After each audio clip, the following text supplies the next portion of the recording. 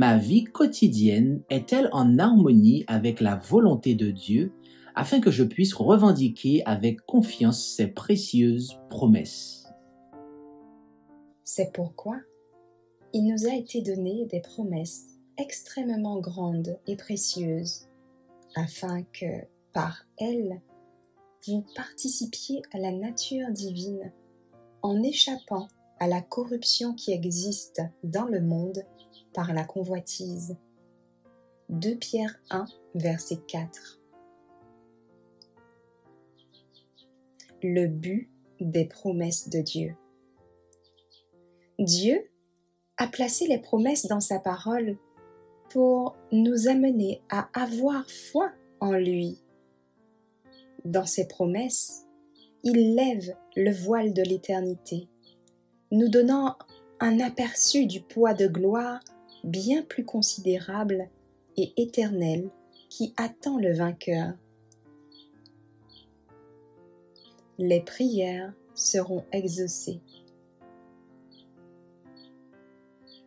Les simples prières initiées par l'Esprit s'élèveront par les portes entr'ouvertes, la porte ouverte que le Christ a déclarée.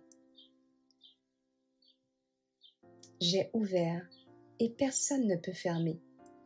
Ces prières mêlées à l'encens de la perfection du Christ s'élèveront comme un parfum vers le Père et les réponses viendront. Les anges, eux aussi, apporteront leur aide.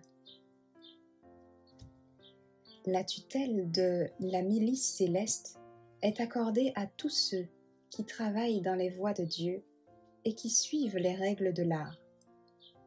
Ces projets, nous pouvons, dans une prière sincère et contrite, appeler les aides célestes à nos côtés. Les armées invisibles de la lumière et de la puissance travailleront avec celui qui est humble, doux et modeste. Une aide promise pour chaque urgence. Les travailleurs qui, dans la vie active, sont surchargés et presque accablés de perplexité, peuvent adresser une requête à Dieu pour qu'il les guide.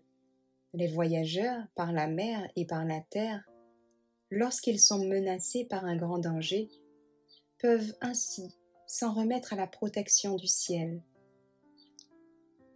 Dans les moments de difficulté ou de péril soudain, le cœur peut lancer son appel au secours à Dieu, qui s'est engagé à venir en aide à ses fidèles et à ses croyants chaque fois qu'il l'invoque.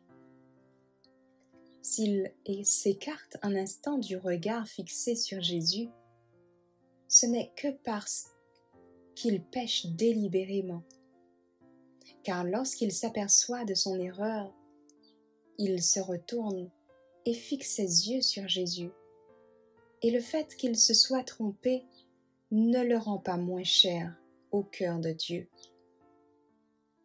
Par la foi, revendiquez chaque promesse. Jésus est-il vrai?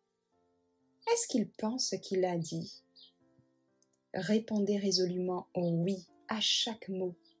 Puis, si vous avez réglé cela, réclamez par la foi chaque promesse qu'il a faite et recevez sa bénédiction.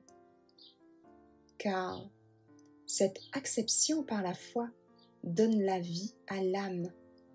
Vous pouvez croire que Jésus vous est fidèle, même si vous vous sentez le plus faible et le plus indigne de ses enfants.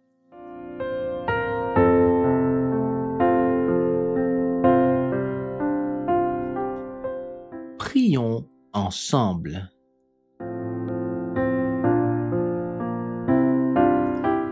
Père éternel, lorsque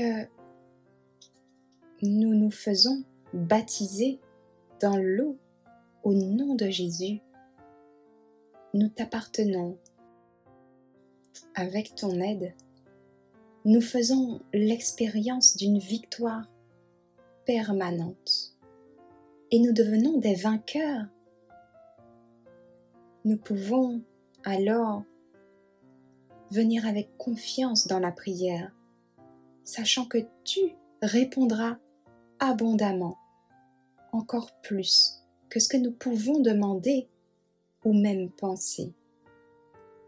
Quels que soient les dangers, les difficultés, les menaces, les épreuves ou les tentations, les problèmes auxquels nous pouvons être confrontés.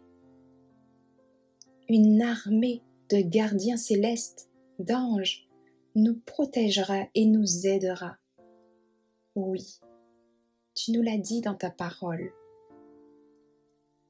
Seigneur Jésus, nous pouvons te faire confiance, car tu nous as dit, prenez courage, je suis avec vous jusqu'à la fin du monde.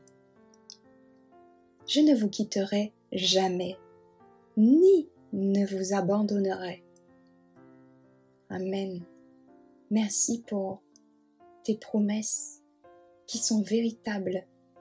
Merci Père pour ton secours qui ne manque jamais dans la détresse. Garde-nous de ne pas nous appuyer sur tes promesses.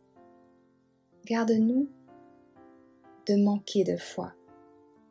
Nous t'en prions au nom de Jésus. Amen. Merci d'avoir écouté cette présentation avec lereste.org.